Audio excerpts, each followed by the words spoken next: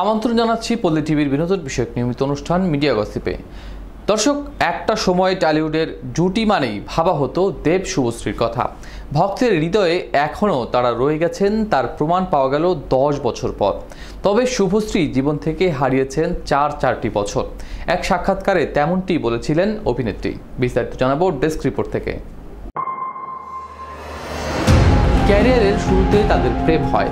এই জুটি মিলে সুপারহিট সিনেমা উপহার দিয়েছেন। তবে দীর্ঘ সম্পর্কের পর তাদের বিচ্ছেদ হয়ে যায়। ভেঙে পড়েন দুজনই। ব্যক্তিগত জীবন নিয়ে শুভশ্রী অকপটে কথা বলেছেন সংবাদ মাধ্যমে। এত বছর পর সেই সম্পর্কের স্মৃতিচারণ করলেন শুভশ্রী। জানালেন বিচ্ছেদের পর মানসিকভাবে ভেঙে পড়েছিলেন তিনি। জি বাংলার এক পুরনো রিয়েলিটি শো হ্যাপি প্যারেন্টস ডেতে অতিথি হয়ে এসে শুভশ্রী নিজের জীবনের সেই কঠিন সময়ের কথা বলেন। সেখানে তিনি বলেন, আমি খুব ছোট বয়সে জীবনের খারাপ সময়টা দেখেছি। একটা সময় কাজ থেকেও আমার মন উঠে গিয়েছিল। নিজেই সিদ্ধান্ত নিয়ে কাজ ছেড়ে দিই। পরাণ যায় জলিয়ারে ছবির পর কাজ করা বন্ধ করে দিই।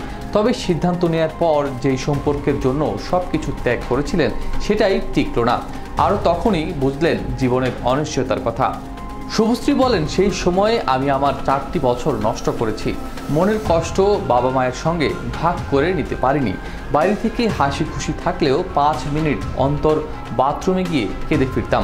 তবে জীবনের সেই কঠিন সময় নায়িকাকে ভেঙে দিতে পারেনি। তিনি বলেন, যখন আমার আর কিছু হারানোর ছিল না তখন বলেছিলাম যা পাবো সেটাই আমার প্রাপ্তি হবে। তারপর থেকেই ঈশ্বরের আশীর্বাদে জীবনের সাফল্য আসতে শুরু করে। ভালোবাসা নিয়ে তার বিশ্বাস আজও অটুট রয়েছে। শুভশ্রীর ভাষায়, আমি ভালোবাসাকে কখনো অস্বীকার করিনি। খারাপ অভিজ্ঞতা হলেও ভালোবাসা খুব সুন্দর একটা অনুভূতি। পৃথিবীর সব মানুষই ভালোবাসার খোঁজে আসে। পেশা, টাকা সবকিছুই পরে আসে। ভালোবাসা থাকলে সবটাই সহজ হয়ে যায়। দর্শক, সম্পর্ক ভাঙার মুহূর্তে দেব শুভশ্রী 2015 সালে সর্বশেষ অভিনয় করেছিলেন ধূমকেতু সিনেমায়। কাজ 2013 সালেই শুরু হয়। 2 বছর সিনেমার শুটিং চলে, কিন্তু শেষে একাধিক কারণে ছবিটি মুক্তির পথে হাঁটতে পারেনি। অবশেষে দীর্ঘ 9 বছর পর প্রেক্ষাগৃহে ধূমকেতু মুক্তি পাচ্ছে আগামী 14ই আগস্ট। বর্তমানে পরিচালক রাজ চক্রবর্তীকে বিয়ে করে সুখে সংসার করছেন শুভশ্রী। ছেলে মেয়েকে নিয়ে এখন তার ঘর ভরা আনন্দ।